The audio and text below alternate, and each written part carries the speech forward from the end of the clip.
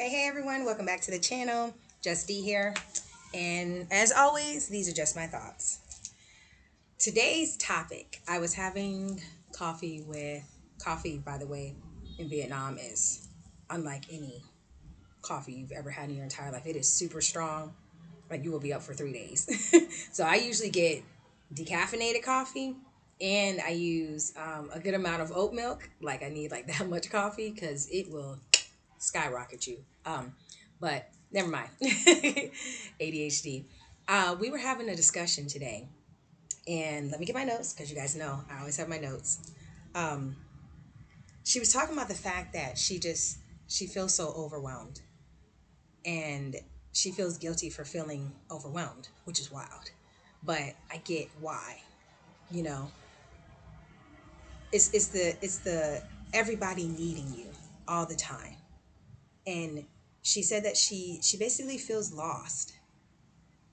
Like she's like, I don't even know who I am anymore. Like I know I'm somebody's mom, I'm a career focused person, I'm somebody's wife, I'm somebody's daughter. But she's like, as far as who I am, I feel like I've lost myself. And I just I don't know. I don't know what to do about that. And so that brings me to the topic of today. Who are you when nobody needs you? Sorry about that. I had to plug in the laptop before it died. But getting back to the discussion, who are you when nobody needs you? And I made some notes. And I said, you can give and be the ultimate giver and give the most love and the most care and the most honesty and try to be the most authentic form of yourself. But who are you when nobody needs you? Do you even understand how to turn that same amount of love and care and authentic self back into self? Do you even understand how to even love yourself as hard as you love other people? Now, that right there, that hit home because as a recovering people pleaser, as a recovering, I can do it myselfer, as a recovering, I wasn't allowed to not learn. My family are, if you want to say immigrants, my father is Jamaican and my mom's Creole. And we grew up with certain ideas, right, of how to be. My father was not present in my life pretty much my whole entire life, and I was adopted into another part of my family by a third cousin and his wife. Long story on that. Maybe I'll do a video on that at some point. But I've led a very varied life, many lifetimes, many timeline jumps, many many multi-dimensional things have happened in my life, and they all led me up to here. But a good portion of that taught me to be so overly self-sufficient that the thought that I could even ask for help never occurred to me, because I can't pinpoint the time, but maybe at a point in my life, maybe I did ask for help and didn't receive it. Or maybe I was told to figure it out at a time when I didn't even have the information or the tools to figure it out. So I just had to make it work. You know, a lot of us have gone through that. A lot of us have been alone in the raising of ourselves. You know, a lot of us have wanted to reach out and there was nobody to reach out to.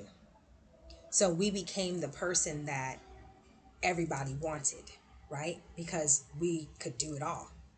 And I felt for my friend because I understand exactly where she's coming from. I really do. And it took years to learn how to turn that back into me. That first and foremost, you have to give that to yourself first. And it's crazy because, especially as a mom, everything is unto your kids because they're babies and they're toddlers and they're this and they're that. And they're such a gift and you must and you have to. And it's like, okay, but if mommy is not okay, that's going to project onto your kids. So if you don't take care of yourself first, you will become like my friend and feel like you've completely lost yourself. There are times where, and I've been there, I've done this. You will want something to eat for dinner, right? But you know that your family won't eat it. You know, you're trying to get on this health kick, or you're trying to eat better, incorporate more of this, more of that into your diet. But you got this whole family to think about, right? And groceries are extremely expensive, extremely, right? And you're like, I'm not about to cook 2, 3, 4, 5 different meals for different people. So you make what everybody else wants and you eat just a little bit of it. Or my favorite, you'll cook what everybody else wants and you'll eat a bowl of cereal or have a yogurt, make a quick sandwich. It's these little things that start to eat away at you because you start to feel like, well, when does it get to be about me, right? When is it when do I get what I put out? And then here's the thing, it's so funny. It's the reason why Mother's Day is such a big holiday. Mother's Day, Valentine's Day, and I'll even say Christmas. But Mother's Day is huge. You know why Mother's Day is bigger than Father's Day?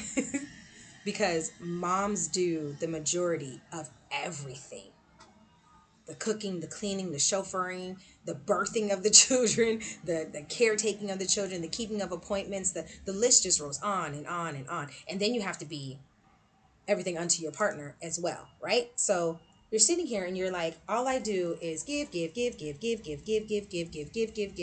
all year round. And then you have this one day where you're supposed to be like, yay, me, right? And I found that even some moms on that day, it's like, yeah, you had this great big celebration and they cooked breakfast for you, or they cooked lunch, or they cooked dinner, or they took you out, or they got you bread. And why are you cleaning up the kitchen after they made you breakfast, which is a tornado that's torn through your kitchen? But you're grateful that the kids thought about you and that dad helped, or your partner helped, whomever. It's just wild to me that we are nurturers, right? Most women are natural nurturers. And you start to realize that just because you nurture something doesn't mean you forget about yourself. Like when you're on an airplane, right? My favorite part of the little speech that the flight attendant gives is, put your mask on first before helping others. And it sounds like a selfish thing, right? Because you got like a 4-year-old sitting next to you and you're like, oh my God, I need it because they don't know how to do it. And they're screaming and crying and the plane is doing all the wobbling and things like that. But if you lose oxygen, what help are you to the little 4-year-old? So put your mask on first, then help. That's how we should honestly be living our lives. We should be doing for self first, then helping others. I'm to the point in my life where, even relationship wise, let's just put it like that, I want my cup to be overflowing with self love for me. I don't want it to be halfway full, a quarter of the way full, 3/4 of the way full. I want the cup to be overflowing. Why? Because it's in the overflow that you are still sustained and you also can give to other people, right? If you keep, I've seen so many people exhausted, like to the last end of the straw, right? They've got 2 sips of self love left. They've got, their cup is like runneth empty. And somebody would just be like, I need such and such. And they'll be like, okay, take a teaspoon of the 2 teaspoons I have left. You ever have one of my favorite candies? My favorite candy is Snickers. Love it. Can't have them too much, but love them. Thank goodness they came out with a dark chocolate one for people with sugar issues. So that's really helpful. But my second favorite is Reese's. Now, the funny part about Reese's is they came out with a 4-pack. It used to only come in a 2-pack. They came out with a 4-pack, I don't know how many years ago, because it was so funny. It became a running joke that Reese's is delicious. And you had your pack and you would open it and someone would be like, ooh, can I have one? And you're sitting there like, I only got 2. Literally 2 little circles. And you want one of the circles. So they came out with a 4-pack for sharing. I love that about that. I love that about them. um, but think about it. It's like you can't even have candy to yourself. That's how much you're just like, okay, here, okay, here. No, you get to have the whole pack of Reese's all to yourself. There are entire parents that sit in their car in a parking lot and hurl down their food from Chick-fil-A or McDonald's or Chipotle, wherever you go to, just so their kids or their partner won't be like, hey, can I have some? Because as moms, as girlfriends, as wives, as whatever, we're always expected to give. We're always expected to share. We're always expected to give more of ourselves than anybody else. And then if you don't, you're criticized for it. We've all seen the social media posts. Oh, don't let a mom come on and say she's not perfect. Don't let a mom come on and say, hey, I need help. I'm not sure what to do about this. Can y'all help? And it's, oh, well, don't you know you shouldn't give the kid bananas if he's constipated? Well, don't you know you should? No, she doesn't know. That's why she's asking. And it's crazy. People are so mean. They're so mean in this world. And it's crazy because not a person is perfect. I haven't met a perfect person yet, and I won't. Because to be perfect means you know everything, got everything, know how to do stuff, and don't need anybody's help. And that's crazy work. To think yourself so just immaculate and so just, I have everything and I need nothing else. The moment you start thinking that you don't need to learn anything else is the moment you need to sit down and start learning again. That's crazy. I have been all over the world. I've lived in countries I never even could dream of. And I'm always learning something new. On top of that, I'm a teacher. So even though I have the knowledge, even though I'm confident in my knowledge, I'm always learning something else. I'm always learning a different way. I'm always adjusting and adapting according to the student's needs, right? Because that's how it works. I was a chef for 25 years. Just because you have a recipe doesn't mean you can't twerk it and change it up. Doesn't mean that, yeah, even though this recipe calls for 1.5 cups of sugar, this person might be a diabetic, so we need to use a different type of sugar, which is going to change the texture of what you're making in the first place. So now we need to adjust a couple of other items. That's it. Everything is not going to be perfect, but we are perfect in our imperfections. We're perfect in our imperfections. That's what literally makes us human beings. We're allowed to make mistakes. You're allowed to mess up. You're allowed to be like, I've been doing this thing for this long, but I'm not going to do that anymore. You're allowed to change your mind. You're allowed to not be this person that you were. I'm not the same person I was 10 years ago. I'm not the same person I was 5 years ago. I'm not even the same person I was a month ago. Nothing is constant except for change. And with change, growth should come, right? Sometimes things just change and people don't grow. Sometimes they stay stuck in the same cycle, but it's just a different look. But growth requires you to pour into yourself more than you've ever poured into anybody else. And it's not selfish to care about self. It never has been. We've been trained that it is. We've been pre-programmed that it is. Little girls are taking care of doll babies. From the moment they're born, a baby's put in their hand. From the moment they're born, you need to take care of something. From the moment they are born, you need to be doing something for somebody else. It's wild. But like when you look back and you think about it, you're like, okay, yeah, it prepared me for life, but it also prepared me for high cortisone levels, stress beyond anything you could ever imagine, never feeling enough for anything, never knowing or recognizing that this is a pattern that I keep recreating over and over again, whether it's in my personal life, whether it's in my career, whether it's in my relationships, whether it's in my motherhood or fatherhood. They're patterns. So once you start breaking down the patterns and start realizing that the only way to get to where you're, what kind of person you're trying to be, right? Innately, authentically yourself. I have reached a point where I'm so authentic, I have no problem saying no. And that's just it. I'm not explaining it. I'm not going to tell you why. You could look at me crazy. I'm just like, no, not finna do it. Get somebody else to do it. Because if I don't have it, if I'm exhausted, if I'm tired, if I'm to the level of just fullness, right? That is a trigger for me to be like, hey, you're not giving yourself enough. You're giving too much to other people and you need to stop it. There's even a thing like me and my daughter have this thing, and I have to balance my time well. So when I get home from work, I work at night. When I get home from work, I tell her 30 minutes. And she understands. She goes, okay, mom. She understands I need 30 minutes to decompress off the day. I need to get out of my clothes, my jewelry. I need to get into my comfies. I need to take a shower. I need to use the restroom. Like let me get in the door, right?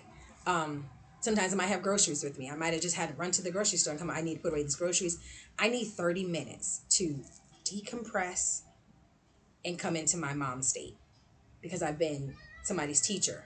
I've been a person out there on the outside in the world, and I need to come back to home. Okay. And that's something, one of the tools that I had to create in my life to balance self love for myself. Because there were times I would just go, go, go, go, go. And then you would end up in the shower, in the bathtub. Most of the time, in the shower, because the water will drain out any sobs. And you're just crying. You're just crying in the shower because you're so overwhelmed. You don't know what to do. You're so tired. And sleep ain't helping. It's not that kind of tired. Your soul is tired because you haven't fed it enough love. You keep giving it away to everybody else and depleting yourself for everybody else. And people love to take. Oh, they'll take all day, especially when it's free. You're giving it away freely. Oh, they'll take that. But when you start saying no, when you start creating boundaries, when you start being like, no, when you start saying, hey, I'm not going out tonight with y'all. I'm exhausted. My liver has been through the like gauntlet. I don't need to drink anymore. I don't need to whatever your proclivities are. Like, I don't need to do that anymore. I'm trying to get healthier. I'm trying to adjust. I'm trying to elevate. You don't have to do this, but this is what I need to do for myself. And you'd be amazed at how many people fall to the wayside. Because what? You're not giving anymore? You're not available to me anymore? You're not. What do you mean? Like, you've always been available. Yeah, I know. But not anymore. So, if you got to the end of this year, you're a real one. I know this is a conversation and a topic that might touch people in the wrong way, and it might touch people in the right way. I think people are finally waking up and realizing that as a collective, as a whole energy based collective, like if we're not doing for ourselves, we can't do for each other. It doesn't make sense. Make it make sense. If you're starving, how can you feed anybody else? If you don't have any clothes, how are you giving a shirt to someone else? Like, I've said it before and I'll say it again.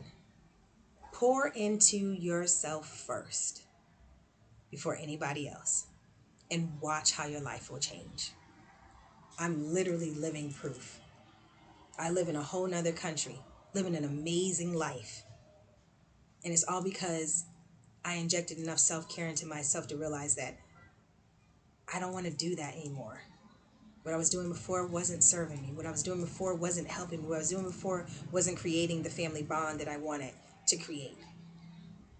What I was doing before wasn't loving me. So, all right, that's it for today.